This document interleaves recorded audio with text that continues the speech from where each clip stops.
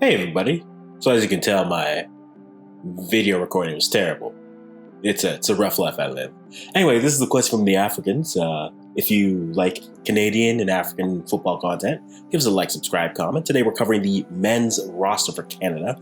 Rosters dropped here on May 25th. So you're going to see me talking and really pixelated. And you know what? I have no shame. It was terrible. But I'm going to talk this through, kind of talk about what we were talking about. Hopefully you have a little bit better of an audio experience, because my pixelated voice is just terrible. So let's get over some basic things. I'm about 2 things away from Skittles. I tweeted earlier this month I need Canada to drop the roster for the men's and announce a friendly for the women. The women are playing Korea, and we just got the roster. So for the men. So I'm excited. Let's talk about things that surprise us. Things we like, things we still have questions about, a little bit disappointed, and we're going to get right into the roster here. So guys, again, leave a subscribe if you can. Please do so. Also, shout out to people who make this easier to read. So here's the roster we have. You have Sam Adekugbe, Milan Borjan, Charles Albrace Brim, Tejan Buchanan, Lucas Cavallini, Maxime Crépeau, Jonathan David, Alfonso Davies, Raheem Edwards, playing well in the MLS, so deserved call-up, Stephen Eustachio, Doneil Henry, Junior Hoylett, Atiba Hutchinson, Alistair Johnston, Mark Anthony K, Scott Kennedy, Luca Koleosho, he's the big surprise debut, we'll talk a little bit about him later, Kyle Laren, Richie Laryea, Kamal Miller, Jonathan Osorio, Samuel Piet, Dayne St. Clair, Adekugbe, and Steven Vitória. It's nice to see some players who are coming back from injuries, but some of these players haven't had the best of years. Also, shout out to Canada Soccer for putting them in alphabetical order and not just putting them into generic categories like wingers, backers, and we need to stop taking shots at TSN. They tried. It was terrible. So let's actually take a look at how this breaks down in terms of players that by position, because I think the positions is a little bit interesting when we look at them. But yeah, shout out to Thomas Neff, who posted this in terms of positions that they play and how they're listed as. So without this, I'd be going on Football Manager and transfer markets. You're like, okay, he plays this position. So shout out to him for him doing that. So here we go with our players. So we have our 3 keepers, who are Borjan, Crépeau, and Dayne St. Clair. 5 center backs. Well, I know we have listed 4 because Alistair Johnston, though he plays right back and the right wing back in Montreal, he's more of a center back. So Doneil, Scott Kennedy, Kamal Miller, Steven Vitória, and Alistair Johnston. 3 fullbacks, where you have Sam Adekugbe, you have Richie Laryea, and Raheem Edwards. Into the midfield, you have the ageless wonder, Atiba Hutchinson, Stephen Eustachio, Mark Anthony K, Jonathan Osorio, Sam Piet, welcome back from injury, gained some minutes and playing well. Nice to see him in the team. Charles Albrace Brim, I think a deserved call-up. I know we had questions back in the October window, but he was definitely a deserved call-up this window. Lucas Cavallini, been playing well as well. I think he deserved to have a look. I think he was always going to be a part of the core of this team, but definitely deserved to come in. Then Jonathan David, ended the season off playing well, getting some goals. Alfonso Davies, welcome back. At one point, I did think he may miss the entire World Cup, but good to see him back with the squad. Junior Hoylett, Lucas Koleosho, the young player from Espanyol, made his debut earlier this week. Could be debuting for Canada. Looking excited for another young player. He's an 04, born in 04. So looking excited to see him. Kyle Laren and Adekugbe. Adekugbe actually had a low-key nice end of the season. So I like what we're seeing here. Hopefully he gets some play, but we'll talk about that a little bit later. So what do I like about this? Let's talk about what I like, where my questions are / disappointments, and what do I hope would happen. So what do I like about this roster? We're still seeing new faces, which I appreciate, Raheem, welcome back. Lucas Koleosho coming in. Charles Albrace Brim, a new name, but still a player who I think deserved playing in Eredivisie 2. Really playing well, getting goals. Now again, yes, the 2nd division in the Netherlands, you want to see them in the top flight and playing. But seeing his flexibility, it's nice to see a player who is a winger, but also could play as a striker and play a little bit as a winger there. So I'm looking forward to seeing playing. Raheem Edwards is a good name. He's been playing well as a left back. He was definitely some insurance for Alfonso Davies when we weren't sure what his future would be. I think having a player like that is definitely a good option and a good shout for the player. He's been playing well, good up front. Wondering what we're able to do in terms of the defensive aspect on the wingback aspect. So I'm wondering what that looks like. If you look at the breakdown, I think, again, this really does scream 3 at the back, always. But I wonder if we go more 3-5-2 or more 3-4-1-2 or 3-4-3. I know the women's program is really more of a 3-4-1-2 where they drop Clair as that 10 to create, leaving your wingers as more so wing forwards. I think this screams a 3-4-3, and I'm excited. I've mentioned this on a couple podcasts where I'd love to see Canada just go pedal to the metal, put Laryea and Adekugbe as your wingbacks, and then put Jahn and then Davies as your wingers, and either put Laryea or David as that striker, and just say, go pedal to the metal. Ball, let's just go in. Through balls, good play, pace for days. I'm excited to see that. Now, Luca Koleosho, the young player, a lot of us didn't know about him. I won't lie, I didn't know about this player until Tactical Manager did an interview with him. And then from there, it just seemed like everyone was just like, hey, yo guys, yo, y'all gonna make a call? So Tactical Manager, we wanna first of all say thank you. You've branded us as rude Canadians, but we thank you for this gift. We really do thank you for this gift. And I think having him as a winger, making his way, there's a lot of people who are excited for what he can do at Espanyol. But I think an interesting question with this, and this is an overall question with the program, it is deep, and there's a lot of prospects as wingers, to be honest. And I'm not disappointed with it, but there's a lot of wingers. So Koleosho coming in is definitely exciting as a young player to come through, but I mean, think of wingers that could be playing, right? Look at TFC. Let's look just in Canada, you have Nelson and Marshall Rudy as there. Look in Europe, Corbianu, Miller, right? You add Koleosho to that. Mitrovic can play a little bit on the wing as well, and we'll get to Mitrovic a little bit later. If you look at the players and you break them down, there's a lot of wingers in this program. So I'm always more excited to see players in the midfield because I feel like that's the thing that you have to have questions about in terms of players who can really play well. The midfield is always more intriguing to me. And by no means am I not excited to see Koleosho. I'm really excited. I'm thrilled. I am excited. But I do wonder as a program if we have too many wingers and we need to find other players, because Davies at this rate isn't going anywhere. Jahn isn't going anywhere. And then the depth from there, yes, eventually you have to replace players, and we'll talk about players you have to replace later. But I think the program is deep at wing, and we need to really start to focus in on our players who can play down the middle on that spine.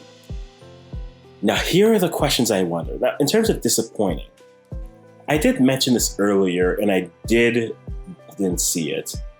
I really wanted to see some of the 02's. Now, by 02's, I mean players who were born in the year 2002, so they're a year too old to play U20, and they would be really exciting. And there are some big names that some of you are aware of, and there are other names that would have been good names to see, right? So if we look at some of the players, for example, born in 02, I've actually compiled a list based off of what's on Canadian Abroad. Right, so look at some of the 02's. Theo Corbin, up and down season, definitely a player I think is still in the program, but I think just the season he had wasn't good. Josh from JDTV always says this, and it's a fair point. The right move sometimes is better than the biggest move. Liamir had the right move. Corbianu, not the best move, and it definitely affected his play and how the team was going to play him. Right. A player like Simon Collin played as a striker as well as an attacking midfielder at Young PSV in the Netherlands. You have players like Sean Ray, definitely playing well. Ralph Riso, all right. Ishmael Kone, not on the squad. Now, he's coming back a bit of a ding, and we're looking forward to him to continue to play well, so maybe keeping him at Montreal is good. Damiano Pichile is definitely a player that I think he was able to make the bench in the finale for Venezia, and I'm wondering what he's going to do now. Does he move on back to Vancouver, or does he try to find another team that he can play with here? But the big name that isn't here is Stefan Mitrovic. And this is definitely a conversation, especially with what's happened with Marcelo Flores. So if you aren't aware, Marcelo Flores has declared for Mexico. He's part of a group of midfielders where I always would say, like, if you can get like there's four big midfielders. If you can get three, maybe two of them, you're good. And those four were Lucas Diaz, who's playing at Sporting CP. I was about to say Sporting Diaz. You have Ismael Kone playing at Montreal. We have him cap-tied. And then Mitrovic and Flores. Now, Flores is declared, so Mitrovic is still available. Now, he's playing for U21 for Serbia, so the door isn't closed yet. But just because the door isn't closed doesn't mean the temperature outside isn't getting cooler. So I think I'm a little bit disappointed in not seeing any of those go-tos, because I think it'd be a good thing to see some of these players who are just ready to make that next step, because they aren't qualifying for U23, because that's not happening. So for me, I'm a little bit disappointed in not seeing any of the O2s. And so for me, I'm not heartbroken. I think there's still hope for them. And the reason why I also want to see some of those O2s is because if you look at this roster, it has young key players, but as a whole, this roster isn't young, right? This isn't like the US where their average age is like 23. This roster is a little bit older. And after this World Cup, we're going to have some conversations about players. We'll have conversations about Borjan. We'll have conversations about players just on form as well, like Doneil Henry, Atiba. I mean, Atiba's 27 to me, so he can play however long he wants to play. But then Junior Hoylett getting up there, Cavallini getting up there. Sam Piet is a good player, but you have to start looking at how you're going to start getting new players into the program and giving them those opportunities. And maybe next year's Gold Cup is an opportunity to see some young players and see how that goes. But still, it is a question you have to start looking at. We can't put the entirety of the pressure on and the expectations on the U20s. There are players in between that, right? Between 2000 and that. The 2000 born players you can't get any more than Jonathan David and Alfonso Davies. But looking at players coming through, I think it's important for us to start looking at those other players. Now, granted, you have to be good. You don't deserve a call-up. You have to earn that. There's no doubt about that. But for me, I was a little disappointed. I thought maybe calling Pachile as a CDM would have been an interesting new name to look at, especially without Atiba if you don't have that. The flexibility within it will be interesting. But for me, that really is the interesting conversation for me for what we could do. The other name that we didn't see here is Dan Jefferson. I was hoping, I know Peter Galindo and the Northern Football Podcast has suggested that maybe this would be a window where you want to take a run at him to get him into the program and into the fold. I'm not as worried about Jefferson to me, but I still think just because the door is still open, like I said earlier, doesn't mean the temperature isn't cooling off outside. So I think getting Jefferson into this program again, in terms of strikers, there's depth questions that we have to have, and there's flexibility within the roster as well. So I think it's really interesting to look at that in terms of things that we're disappointed in, but it's not disappointing in terms of all doom and gloom. But there's a talent. We saw the pool of players that they had, the provisional roster for the U20. So there are players that they're looking at.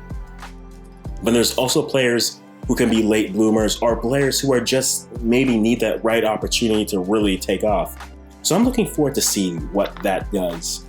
But in terms of now, the last thing, what I'd like to see, I think, let's go into my three things. I think my first thing I'd like to see, yes, here's my face again. It's a little bit questionable. It's pixelated, it's terrible. Look at it.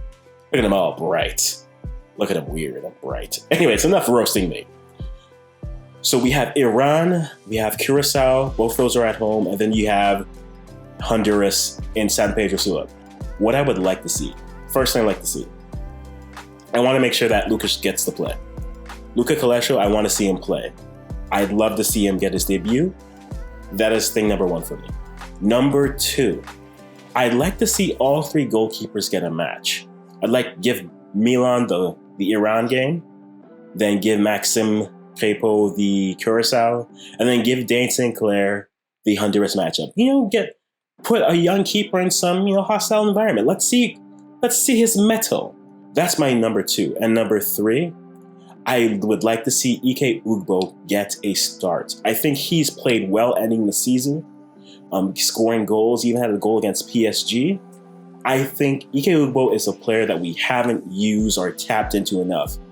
And I think that's something I would love to see more of. So, again, Luca Koleosho, get him his debut. Get him into the camp, play well. Thing number 2, I'd like to see all 3 goalkeepers get a match. I think they can. No need for subs. No need for substitutes. Just get them all in. Give Milan the Iran game. Give Crépeau the Curaçao game. And then give Dayne Sinclair the Honduras game. Let's test the young keeper on the roll. See what his mettle is. But guys, we're rounding up, getting to the end of this program and this video. Let me know, how do you rate this roster? To me, if they had a few more of those, like just old enough to not be in the U20s, I'd be a little bit more excited for it. But for me, this is like a 7.5 roster. I'm not excited. I'm not excited. I'm not surprised. I'm excited for some of the players. Raheem Edwards back in, Luca Koleosho in, Charles Andreas Brim definitely deserved. I'm excited, but everything was more of the standard the same. So for me, I think it's about 7.5 to 8. Guys, what do you think about this roster? What do you rate it? 1, 2, what are your 3 things that you'd like to see in this roster, right? In this window. Give me 3 things or give me 1 thing. And then 3, who do you think are you excited to see about this roster? But then also, who is in this roster that you feel isn't in it? I said that wrong. We're going to try that again. Who do you think should have made this roster, and who are you excited to see in this roster? I mean, seeing Davies back is one thing, but then, again, Brim coming in, they do have some flexibility up top, so I'm wondering how they play around with that and what Herman does with that. But guys, let's talk about what we can do. Let it go in the comments. Let's go from there, guys. This is just a question from the Africans saying thank you so much for spending some time with me. Bye-bye for now.